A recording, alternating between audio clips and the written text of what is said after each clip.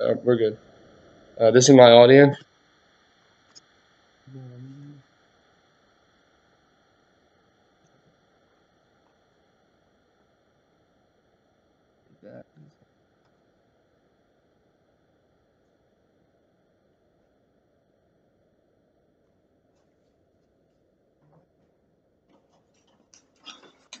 So today's topic is gun control, and I'd like to start with a quick Q&A.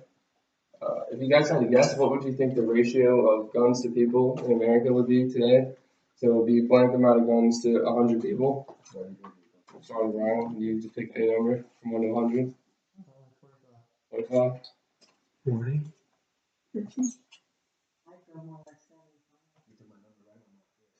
Or 75? So the highest number was 75. It's actually 89. Yeah. I just wanted to open up with a shocking statistic there. So, gun control is an often heated debate. Many see the argument as either we have all guns or we have no guns. And this is a very common misconception and is often the reason very few solutions are brought up. I personally do not own a gun, but I feel it is important that we take the right precautionary measures when owning and using one. I am neither against nor for unlimited gun ownership, like most people believe the argument is. But I think the best way to go about putting safe gun laws into action is reaching a meeting between the two parties. It is important to know what gun laws are in place, the facts surrounding guns and gun death, and the ways we can solve the control problem while keeping both parties feeling safe and happy.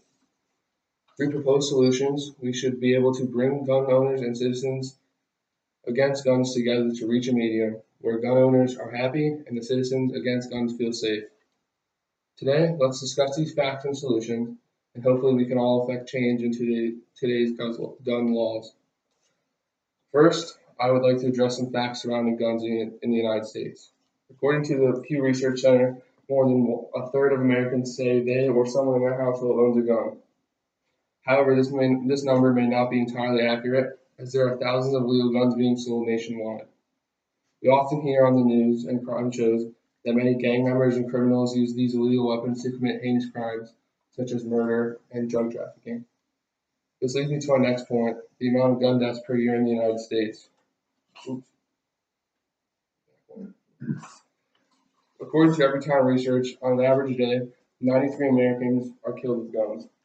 This translates to over 33,000 people a year. As these numbers sink in, let's talk about the gun laws that are currently in place. National gun laws have been keeping Americans safe for many years, and many acts and amendments have been put into place to help regulate those laws. The NFA, National Firearms Act, is one of these, and helps to regulate the sale of unnecessarily dangerous guns and modifications. If someone wants to buy one of these guns, they must go through an extensive background check. However, some states such as California and New York have banned these weapons and modifications entirely.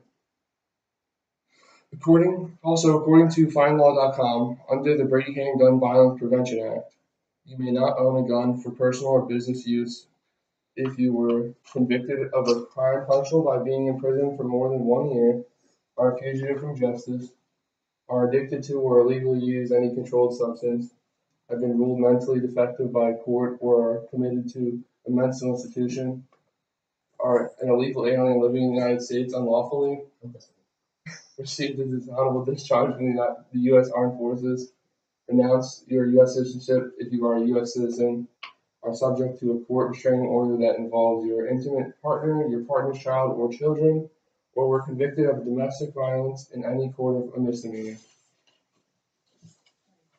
As we have already seen, gun deaths are no joke and happen quite often.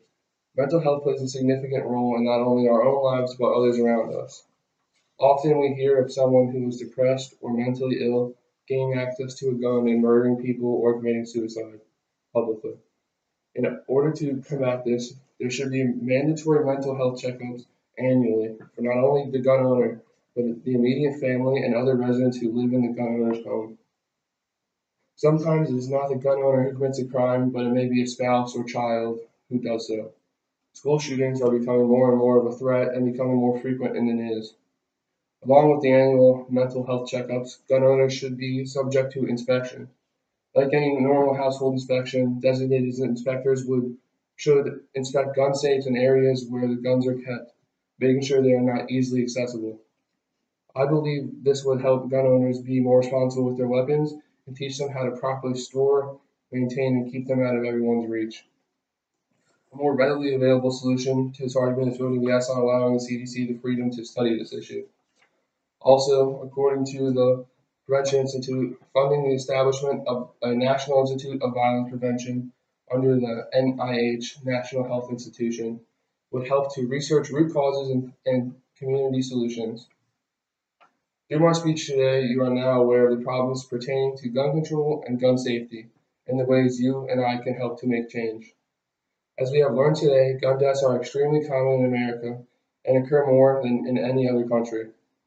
Although we have laws in place today, many people see these as ineffective and feel as if all gun laws should be banned. Through the proposed solutions, we can help to put more effective laws pertaining to guns and gun safety into law.